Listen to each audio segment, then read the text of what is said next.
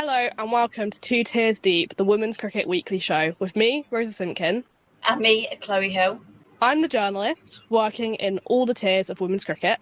And I'm the cricketer currently playing in the game. We saw a gap in the market, mainly from a Tier 2 coverage perspective. So we thought, why not start a podcast? To start with, we probably should explain something to you, which otherwise, none of this will make any sense. Last year, the ECB announced Project Darwin, a project to hand the game back to the 18 counties, split into 3 tiers. Tier 1 is the professional level, consisting of the Blaze, Durham, Essex, Lancashire, Hampshire, Somerset, Surrey and Warwickshire. I could go into the depths about why the Blaze aren't knots, but we'll leave that for another time. And Tier 2 counties are made up of Derbyshire, Glamorgan, Gloucestershire, Kent, Leicestershire, Middlesex, Northamptonshire, Sussex, Worcestershire and Yorkshire. And then Tier 3 are the national counties.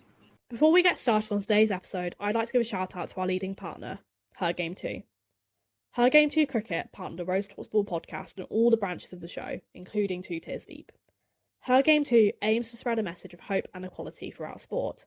Initially only in football, they have recognised that discrimination towards women and girls in sport is not limited only to football, so they have expanded into other sports, including cricket, where they can support, encourage and inspire women in the game.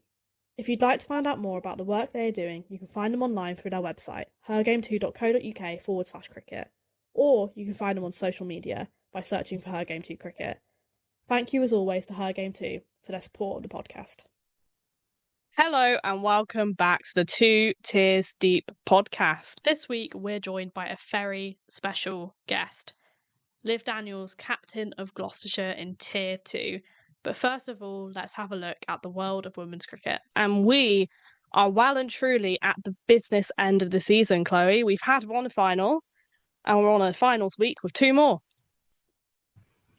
What a busy week of finals, and who knows if we're going to make it through these finals with the weather around that we're having in September at the moment.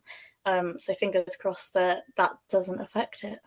I mean, I think it's only fair to kick things off with Tier 2 because we have our one day, kind of, we'll get into that in a second, champions in Yorkshire. What were your initial takeaways from the day? I mean, obviously we saw the format change, and we'll discuss that a little bit more in a moment. But yeah, the format changed from a 50-over final to a T20 because of the horrendous weather forecast that was due in Worcester. I think I'm a little bit disappointed with how the finals day went in terms of it being a T20. I think that sort of favours Yorkshire anyway. And also, it plays in their hands that they made a T20, the T20 Blast finals as well. What about you? I completely agree. I think we shouldn't have been in a position where the format needed to change. I mean, don't get me wrong, I'm really glad that the cricket was decided on the pitch and that we got a result, because there was a point where we were saying to each other, how on earth does that happen?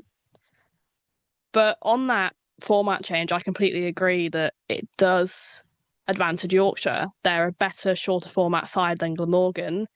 Glamorgan have a one-day side built for one-day cricket in players like Abby Freeborn, Bethan Ellis as their lone players, whereas Yorkshire have the short format experience of your Lauren Winfield Hills, your Stir Callises. Yeah, potentially. And I think knowing Glamorgan, they probably would have wanted to attempt to play that 50 overs and keep the format how it is and how successful they've been to get to that position. And let's be honest, they finished second in the table by playing 50 over cricket. So it is disappointing that it changed to T20 on a finals day. But all in all, I'm happy that we got cricket and the result was defined by playing cricket, not by a flip of a coin or a bowl out. I do want to talk about something that goes beyond the cricket, and that was the all-round planning and infrastructure of the day. And on the ECB regulations, if the game can't be decided on the pitch, the first point of call is a bowl out because it's slightly better than a coin flip or sharing the trophy.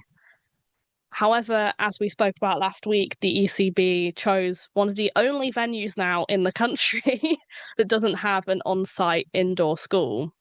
And not only that, they scheduled the game on the same day as the Worcester Half Marathon. So all of the roads around the ground were shut. No one could park on site at the cricket ground. And because it was a Sunday, there weren't many early trains. It felt like another shambles of a Tier 2 finals day. So I think that how the Tier 2 finals day needs to go going forward next year, it needs to be at a better venue. It needs to be advertised a lot better. You need to get the fans in. You need to make sure you know what's going on around that cricket ground on the day or the weekends. Because let's be honest, Worcestershire is renowned for being a lovely cricket ground and it's got the lovely views, but it's just disappointing how we've had a finals day there, and I think the spectators were probably only the Yorkshire supporters and the Glamorgan supporters, and when I say supporters, probably friends and family. 100%. And I'd quite like to maybe see Lords used next year. I mean, Middlesex are a Tier 2 county. It makes sense that they don't want to use the Tier 1 venues for Tier 2 finals days, vice versa. But you've got some lovely venues in Tier 2. I'm surprised they weren't tempted for Yorkshire to host one, even whilst they're in Tier 2. I know we have this obsession about having finals in the Midlands, and I get that to an extent because it's in the middle. But also, teams travel the day before anyway, so it's not going to make or break them if they have to do a bit of travelling. That's just cricket. So maybe a ground like Lords would have been better, a ground like Headingley. Really show that you're pushing Tier 2 cricket and you think, yeah, we've got a product here that we can advertise. Yeah, you've even got places like Hove, Sussex's home ground, and Canterbury, Kent. You've got Beckenham and Canterbury. And they've been brilliant advocates for the women's game, especially Hoves. We've seen a lot of England international women's matches played there. So I think we need to start looking at those options and start to think where is best for a Tier 2 finals day going forward. Shall we have a look at that final and how it played out? Because it was won by Yorkshire in quite dramatic circumstances, I'd say. So now looking at the Tier 2 finals day, where we saw Yorkshire take on Glamorgan, Yorkshire won the toss and decided to field in this changed finals day from a 50 over to T20. So Glamorgan had a really positive start with the bat. We saw Lauren Parfitt with 29, Abby Freeborn with 41. But they slowly got themselves up to 127 for 5 after their, well, I should say 50 overs, but 20 overs. So yeah, below par, I would say, especially given the team that Yorkshire have got. So, and as we saw, Yorkshire came out and they were extremely positive with the bat, with Lauren Winfield-Hill hitting 62 off 36 balls, Erin Thomas 62 off 32 balls. And I think we need to mention the way that Yorkshire won the game on a wide ball, which I think is not the way that you want to see a final won. Little shout outs go to Olivia Thomas for her 4 overs, 3 for 14 in a finals, which is absolutely mega.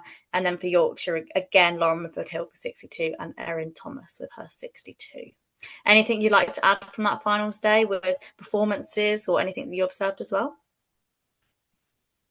It's been quite a weekend for Liv Thomas, hasn't it? She signed her first rookie deal with Yorkshire.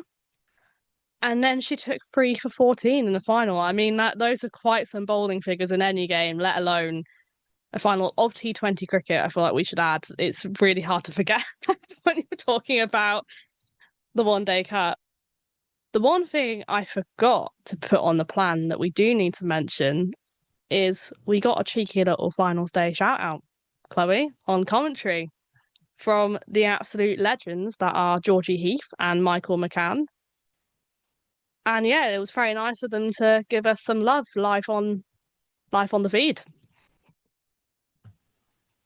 Yeah, it's always nice to know that you've got other journalists who are supporting us and backing us throughout, I guess, this new venture of us supporting Tier 2 cricket and other tiers as well throughout this podcast, and sort of giving it the love it deserves and the publicity it deserves. So yeah, big shout out to both of them, and yeah, much appreciated for that.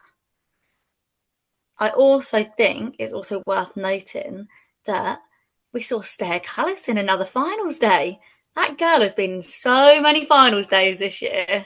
We've seen her in the Vitality Blast League One finals day, the Vitality Blast League Two finals day, and then we see it in the Vitality, no, not the Vitality because it changed, the Metro Bank Div 2 finals day. Can I just say, and she's actually finally won one, so Big it's a shout lot out of to Claire well done. Callis. I will do the maths for our next pod on how many games she's actually played this season because it must be, including for the Netherlands, it must be genuinely nuts. That's what I was going to say. The 100, the Netherlands, Warwickshire, Yorkshire. Who else? There's so many. But good on her. Playing cricket is where you're going to learn and improve. And I think that just proves my point of making sure that the finals day happened, even though it changed to a T20, that we saw cricket. And I think that's probably the main takeaway to take away from this finals day. And it meant that we actually got a champion because it would have been a real shame, I think, to have had the first final in the 50 over comp of this new era and not have a result on the pitch. So I think the initiative shown by the ECB to actually turn around and say, look, how about we do this before the day even started? It's positive, and hopefully they show some more of that initiative going forward. And maybe we'll see a reserve day next year, and maybe at a venue that offers an indoor facility.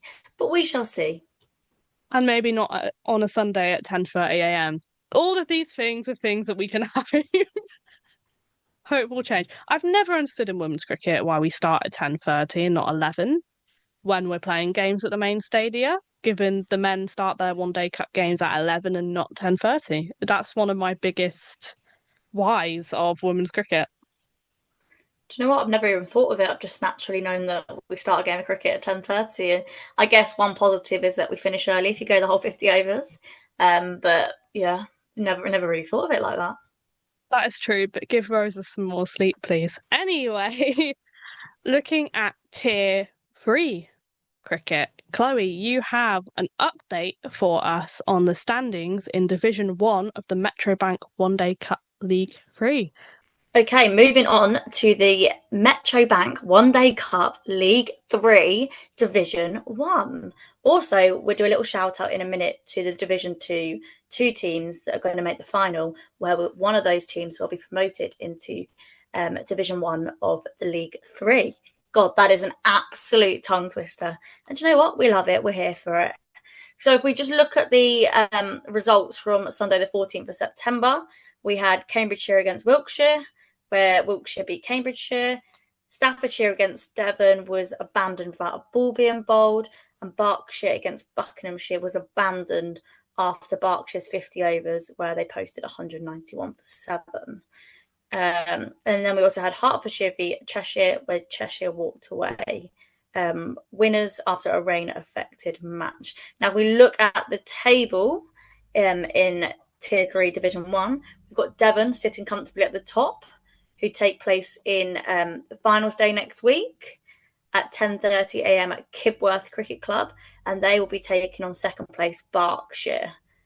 In third place was Staffordshire, fourth place Buckinghamshire, fifth place Cheshire, sixth place Wiltshire, seventh place Cambridgeshire, and finishing at the bottom in eighth was Hertfordshire. Because of the rain-affected matches, we had the top 4 all in competition for who was going to take that other final spot against Devon, and because of the matches abandoned between Staffordshire, Buckinghamshire and Berkshire meant that the 2 points were awarded to Berkshire, which means they overtook Staffordshire literally in the last minute of the weekend. So that is the final. We've got Devon against Berkshire at 10:30 a.m. against Kibworth to decide who is going to be the overall winner of Tier 3 Division 1. In the Division 2 final, we see Shropshire taking on Oxfordshire for one team to be promoted up into the Tier 3 Division 1. So, yeah, and that is also at Kibworth. So both Tier 3 finals at the same ground, side by side. I think that should be a pretty exciting day. And hopefully the rain stays away, because I think there's just been enough cricket being affected by rain in September. Now, we've had such a lovely summer. For it now all of a sudden to change and sort of say, right, cricket season's over, let's rain now. But let's hope, fingers crossed, that we can get some finals in. That was an absolute tongue twister of all of the shears. ECB love a good tongue twister, even in the name of the Metro Bank One Day Cup, Tier 3, League 3, Division 1. It just keeps going. Literally. I do also want to give a shout out to Devon. They're in this table with all these shares, and they're the only one who are not a share and they're top of the table. And for some reason, that really tickled me. Maybe sleep deprivation, I don't know. Should we start calling them Devonshire? Devonshire. Oh, God. I think it's time for some Tier 1 cricket. Here we go. Over to you. People who listened last week will know that I was very excited about all the potential drama we had ending the group stages of Tier 1. None of that happened. But without further ado, the group stages are complete. And to start with, I'm going to take you through, in true two tiers deep chaotic fashion, the final standings. So let's give this a go. In first place were Hampshire on 45 points. They played 14 and won 9. In second were the Blaze, also played 14 and won 9 on 45 points. Both of those teams have confirmed home semi-finals, with the Blaze playing as we record this podcast. And I believe Chloe has it on in the background. Little 28 for 2 update, Lancashire. Oh. Cassidy McCarthy, 4 overs, 1 maiden, 2 for 12 currently. We do definitely need to talk about her once we've gone through the table, because she has had a phenomenal season. Talking about Lancashire, they're in third on 41 points. Also played 14 and won 9, but another loss. In fourth, Surrey on 34 points, a little bit of a jump. They won 6 of their 14, followed by Somerset in fifth on 31 points, also won 6 of their 14. In sixth are Durham on 26 points, seventh are Warwickshire on 13 points, and eighth are Essex on 12. And I mean, I guess the first thing to talk about from our final group stage games is Hampshire versus Lancashire was over before it began. Yeah, that was quite disappointing to see. I mean, we know that both teams have qualified for finals day, so sort of luckily it didn't matter that the game didn't play. But I think you still want to see women's cricket being played, and I think it's disappointing that they couldn't even attempt to start the match because the outfield was so wet. And I guess when Arundel Castle is such a lovely venue, by the way, and that's where they were meant to play at. And they do have such an amazing ground staff there. But I think with that rain coming in and when you're at outgrounds, it's too hard to deal with. And I guess that's where we just need to look at and question is where else could have Hampshire hosted Lancashire in that match. And yeah, I understand that, well, it's not the Aegis Bowl. What is it? The Utility Bowl? It's had so many matches on this season and obviously lots of men's cricket as well. And you've got to find that balance between both the men's first team and the women's first team. But especially when it comes to the group stage matches, and that game could have been really important in the table. But luckily enough, both teams have qualified for finals day. Semi-finals. It did, however, mean that Lancashire didn't get a chance to confirm a home semi-final, which wasn't ideal for them, but also they couldn't have played that at Old Trafford because there's a men's county championship game there. So it's probably better that it's at Trent Bridge because you're more likely to get play, and they're playing right now. We can confirm. The other team I want to give a shout out, are they for free? Rose is going to have a cheeky look at the scorecards. The Morris just snicked off for a 4-ball duck. They had 29 for 3. The Blaze are all over them. Ooh. A team I would like to give a shout out to, though, are Somerset, because they were in a position where if Surrey didn't win their game or if it was a no result, they had a real chance of qualifying. And my word, they gave it a good crack. They bowled Warwickshire out for 175 and chased it in the 28th over. I mean, that's pretty impressive. I mean, you've actually remembered Somerset this week. But yeah, that was unbelievable from Somerset to attempt that win, I guess, against Warwickshire, and sort of put themselves in that position that if that game did get rained off between Durham and Surrey, if that game didn't get affected between Durham and Surrey, then Somerset had put themselves in a great position to take that last semi-final spot. But yeah, fair play to them. They did all they can. I guess the other results were in their hands. But we saw Surrey obviously be victorious over Durham, which meant they stole that last spot in the semi-finals. I was just called out. Shots fired from the co-host. I did remember Somerset this week, and they were phenomenal. And you know what? They've done better than I predicted them to. So shout out to them. Should we, before we move on to having a look at the semi-finals, have a quick run through of the results from the last game week? Now, taking a very speedy look at those games, in Durham versus Surrey at Chester Street, Durham won the toss and decided to field first, and Surrey reached 290 for 7 from 48 overs before the rain started.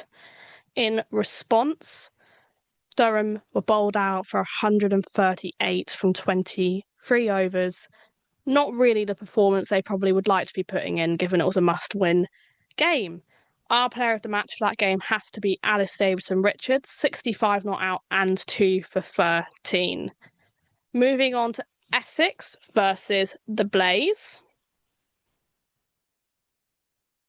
Chelmsford. The Blades won the toss and decided to field first, bowling Essex out for 211.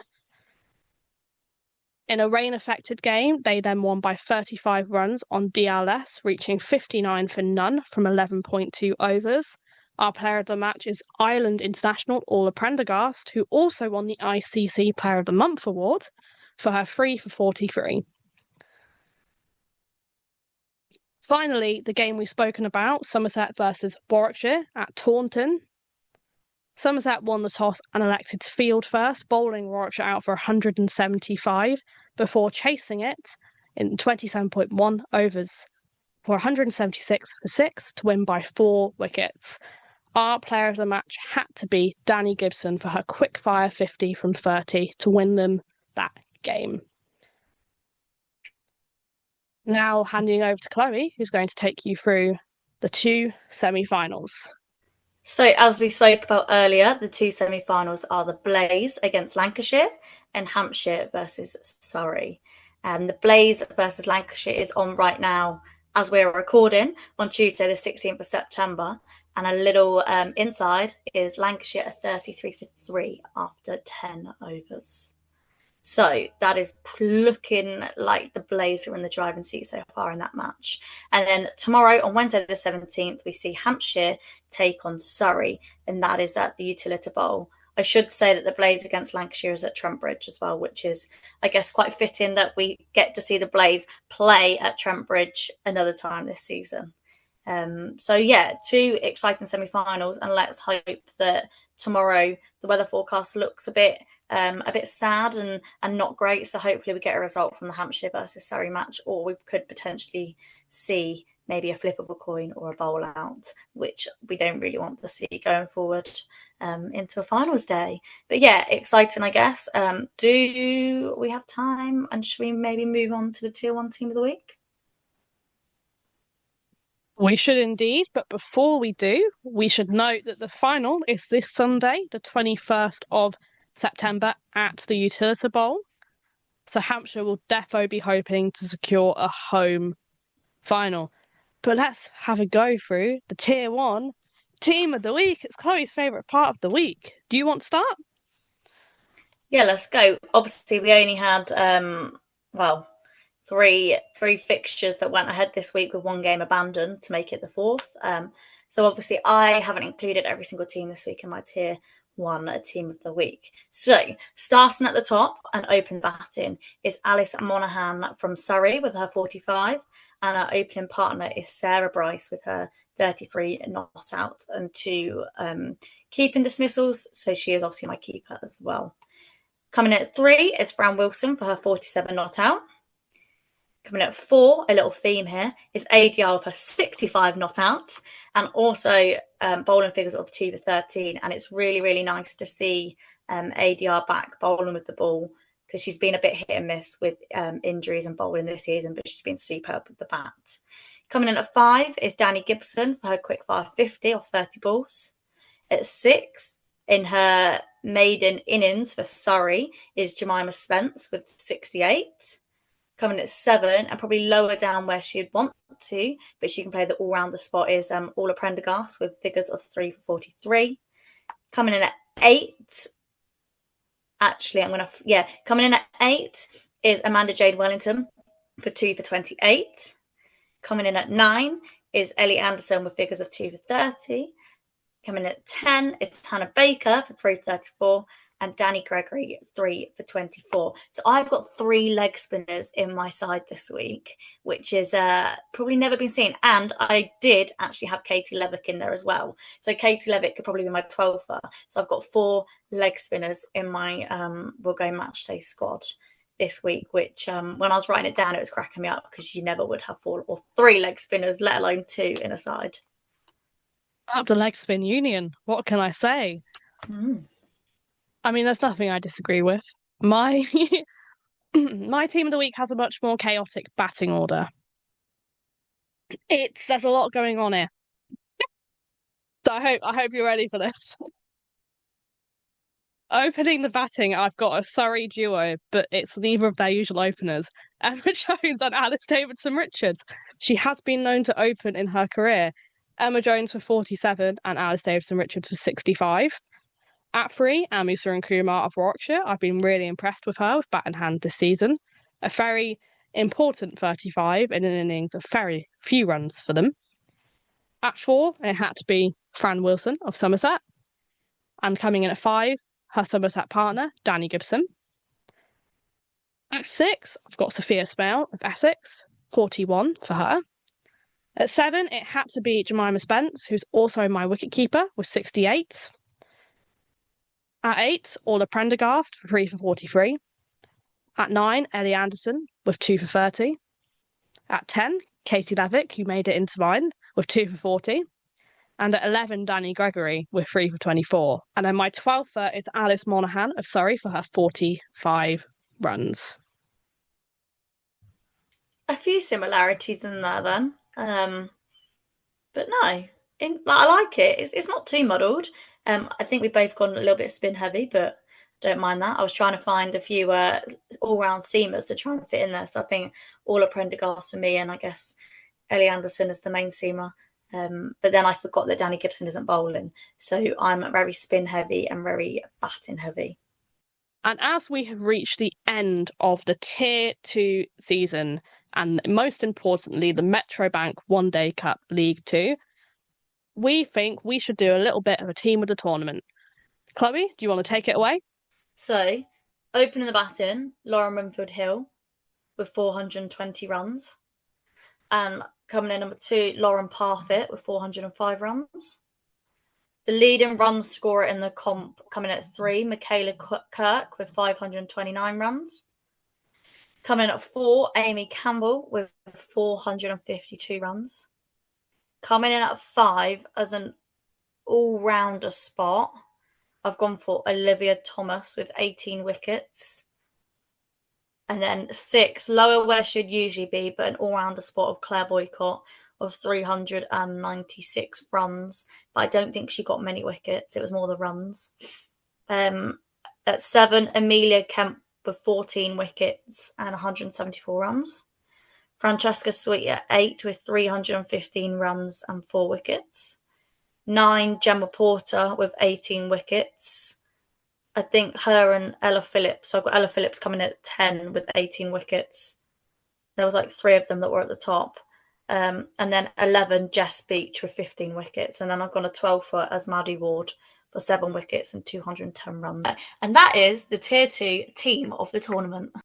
Before we move on to welcoming a very special guest to the podcast, I think we should have a quick look at some World Cup, just general things that are going on surrounding it, because we're very close now to the start of the tournament, and England have flown to Abu Dhabi to begin their preparations. They're playing New Zealand in 2 ODIs before then flying to India for warm-up games against Australia and India. And it's really good to see that they're playing warm-up games against such strong opposition. Yeah, I think we spoke about it last week on the pod with Australia and New Zealand announcing their squads, and they both looked like very good squads. So, yeah, I think England need that prep going into the World Cup, going in there with 2 warm-up matches against a strong New Zealand side, and hopefully they can find the balance of their best 11 and also give players that time in the middle who need it. And I think it'd be a crucial one to see how Heather Knight goes as well in these warm-up matches, and if she gets out there and if she plays and if she bats and how she goes, because I think she'll be a key part for England in this World Cup coming up. I'm actually finding the schedule because they are going to be away for a very long time. One-day crickets are quite a lengthy experience for players. I mean, they flew out on Sunday, on the 14th of September, and the final is on the 2nd of November. So if they make it that far, it's a long time to be out playing cricket. I mean, it's certainly what we want to see as fans and spectators. We want to see a lot of cricket and we want to see England performing and doing well. We just hope, obviously, that they get the time off to recover and chill and ready to go for their next matches throughout this World Cup tournament. Before we move on, I think it's important to mention we've already had some World Cup warm-ups. India are playing Australia in an ODI series, and the first game was on Sunday.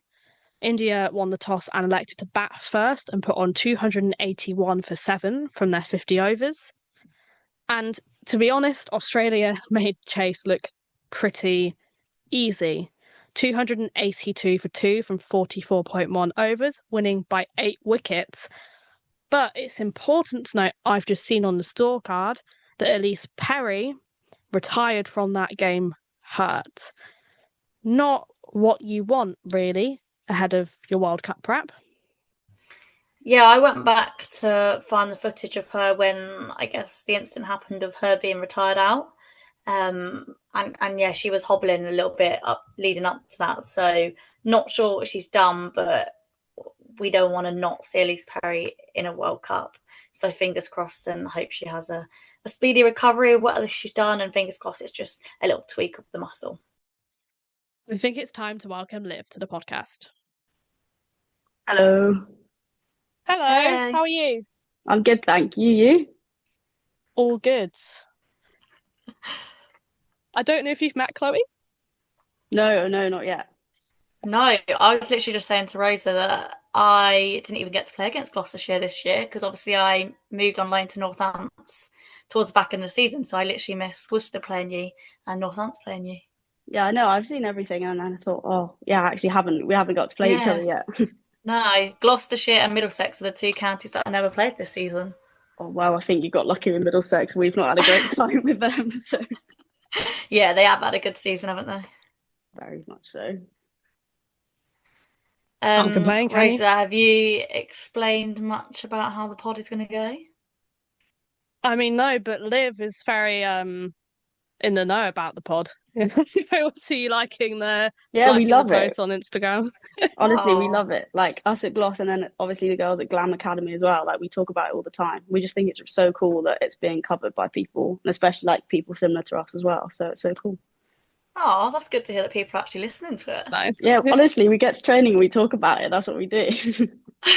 I can promise you, Chloe, I have the stats and people do actually listen to Oh my God, you need to share them with me. I just think it's my mum and dad. got my little Spotify dashboard going on. So, I mean, we're going to ask you a bit about you, your journey into cricket, your season, and then we're going to end with a little bit of fun because you've got to, haven't you?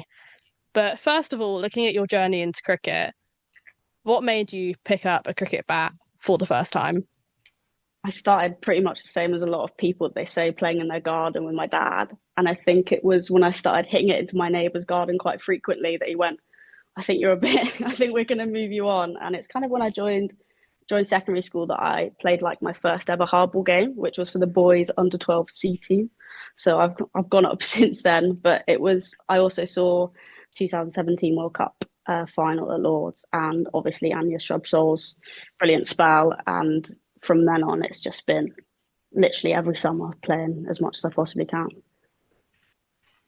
So, as we briefly touched on a minute ago, I didn't get the luxury of facing your spin bowling, but why spin bowling?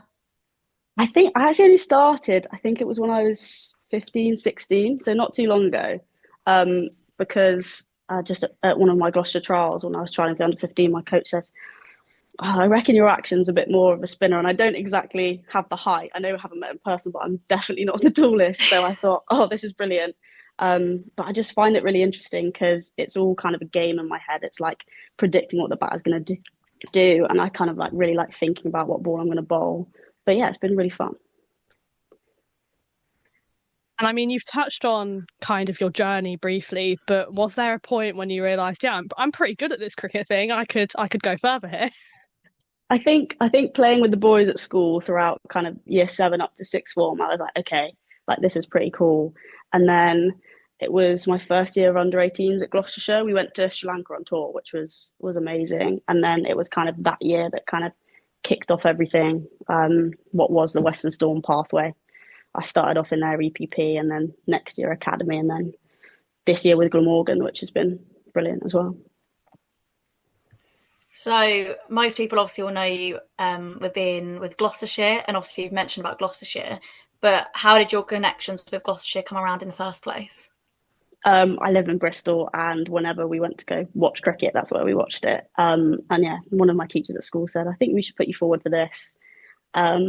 But that's what was really cool about this year. And me and Izzy Patel spoke about it. It's like, this is where we've come to watch our cricket, and now we're playing here, which is something that we never thought we would. But, I'm a Glos girl through and through. And then, is there anyone particularly who helped you the most in those early years, whether it's like a coach, family member, role model?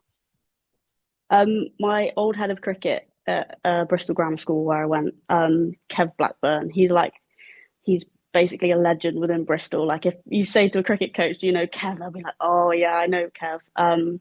He kind of guided me through playing for the boys' first team at school, and then the kind of start of my academy experience. But if I ever want to now, I know I can just go to him. Have you always been quite lucky with having girls cricket growing up? And obviously you spoke about the 2017 World Cup with having like Annie Shrubsole as your role model. But have there been any other challenges or barriers you faced, I guess, trying to break into the county side and being on that platform at Gloucestershire and representing on, I guess, the big county stage for you? I think I've been lucky. I think I started to play when it was kind of at its rising. And I think also when I joined the Gloucestershire system, our head of pathway, Laura, joined as well. And so I've been really, really lucky, and especially getting coached by Fran Wilson. She took me on my first tour to Sri Lanka. So I think, I've been really, really lucky at Gloucestershire. To have the coaches that I've had at that early age was really inspiring, to learn from the best, basically. And then looking at your captaincy, you're the youngest captain on the Tier 2 circuit. What was your reaction when you found out that you'd been given the role? I was walking home from work, and I got a call, and I was like, oh gosh, like I said this before, what have I done? Because we haven't really had spoken about it before, but I was just buzzing. It was so exciting. And I think because I was working with Emily Geach as well, who I've played cricket with for a few years now. And no, I'm really, really honoured, but just to be able to captain the county that I've grown up playing with, and watching at the stadium was so cool, and I'm hoping that I'm doing a good job. And yeah, no, I think the girls have all been super about it, and I don't know whether for them they're thinking, who's this kiddie kind of leading us, but no, they've been brilliant. And I think because we are such a young side, it's meant that I've learned a lot, especially from our lone players coming in as well. Did leadership come naturally to you, or do you think like you've grown into it throughout the season, or do you think you've always been a natural leader? I think it's something that I've done like throughout school and in my age group at Gloucestershire.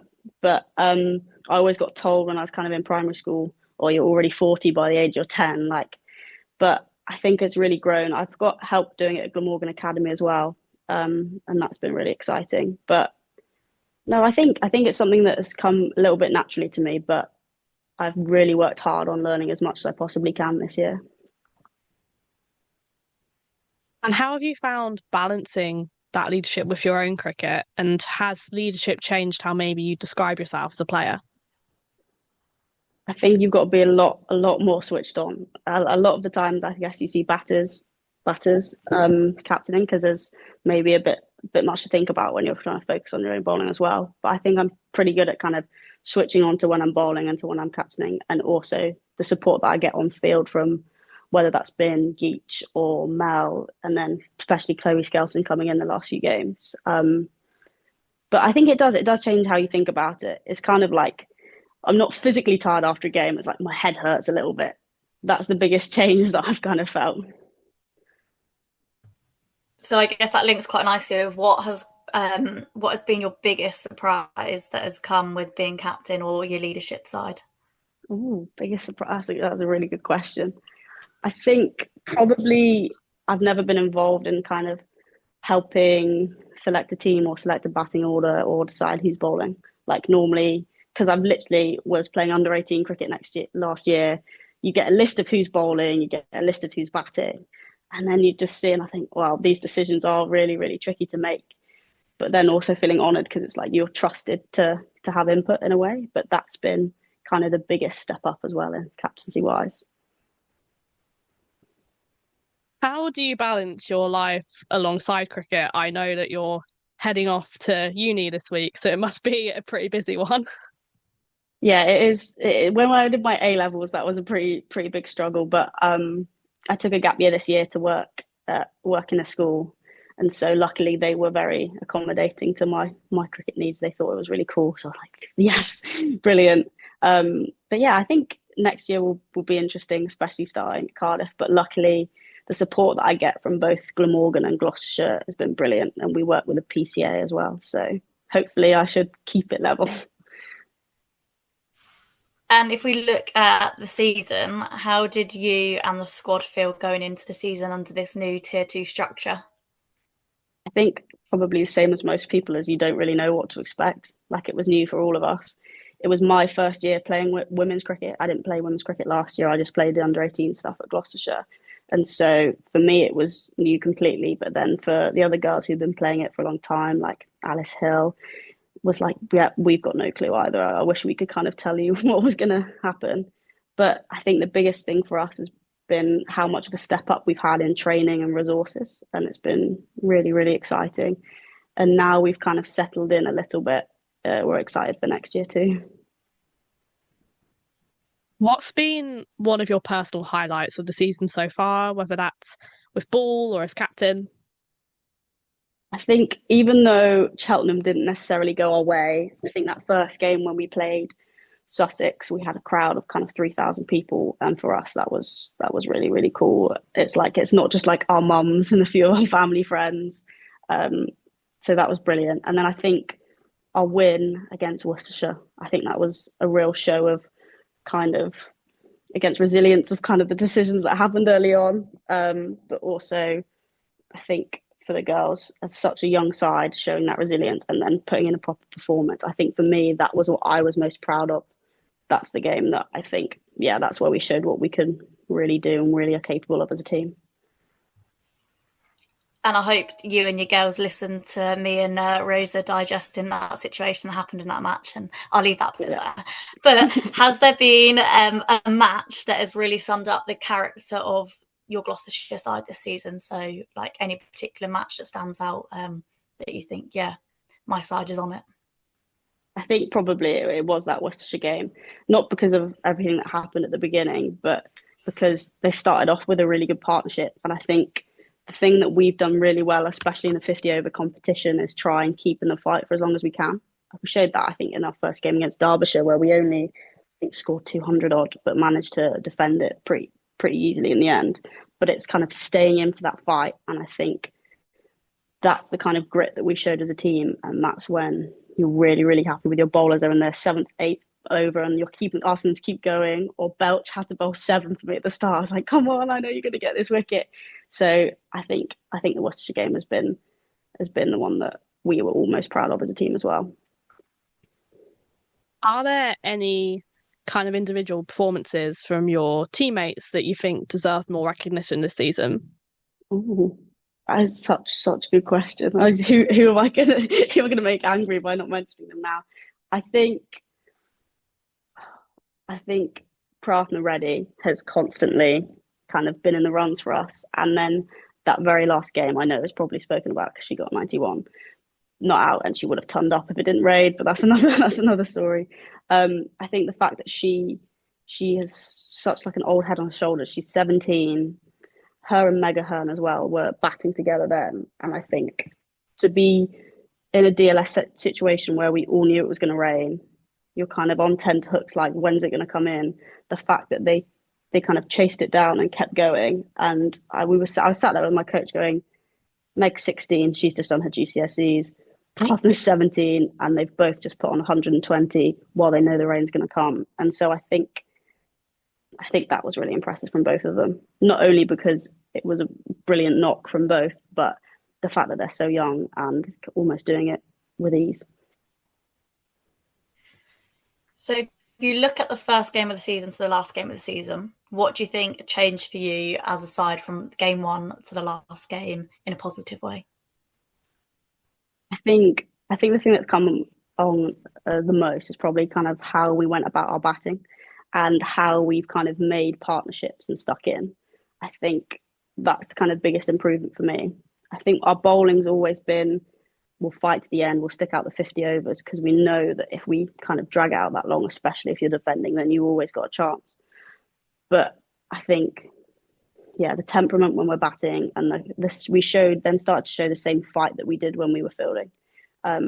For me, I think that's the biggest improvement because that's always what we want to show is fight and grit. And I think by the end of the season, the last few games, we really got there. And it was really, really lovely for all the girls to kind of feel that fight together.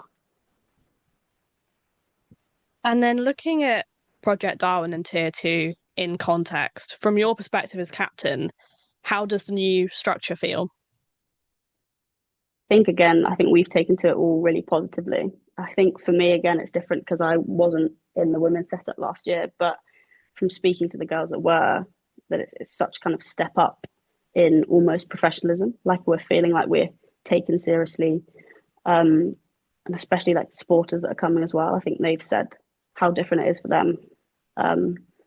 Yeah, I think it's all just really exciting, especially kind of for the younger ones and also the people who've been in that setup before and seen the change now. It's really, really cool for them because they're finally getting to experience what they should have been experiencing a few years ago. I know Rosa gets to hear my point of view each week from a player perspective, but it's quite nice to have another Tier 2 player on the pod. So do you feel like the Tier 2 sides are getting the visibility and the support that they need? Or could there be areas to improve on? I think there is areas needed to improve. And I think you kind of see sometimes with the coverage on media and on people's channels of the real difference that you can see between teams. I think we've been lucky. We know our media guys really well and they're kind of wanting to get involved. It helps when you have Melissa Story, who's done all of TMS and loves it.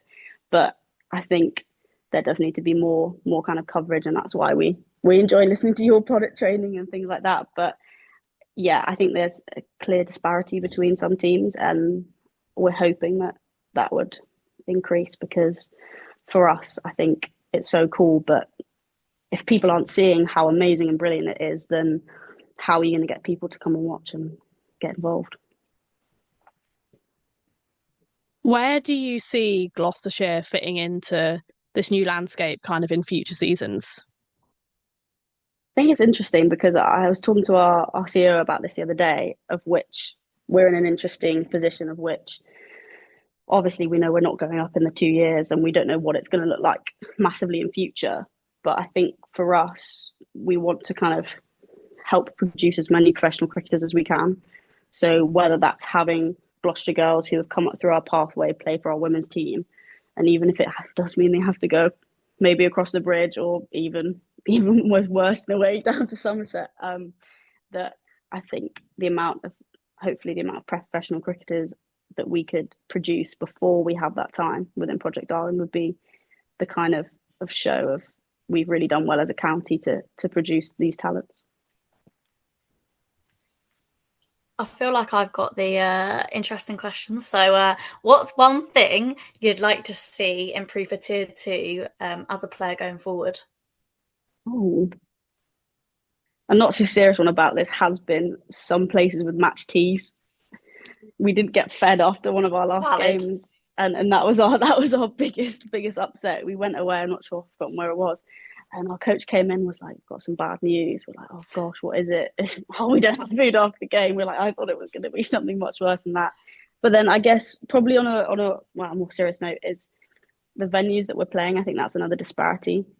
I think we've been lucky that all of our home games have either been at the county ground in Bristol or at Cheltenham, where they've put stands up. Whereas we've played a few games that aren't at first class grounds or things like that. But I think it would be really cool if everybody kind of has that equal opportunity, because I'm aware that some counties haven't been as lucky.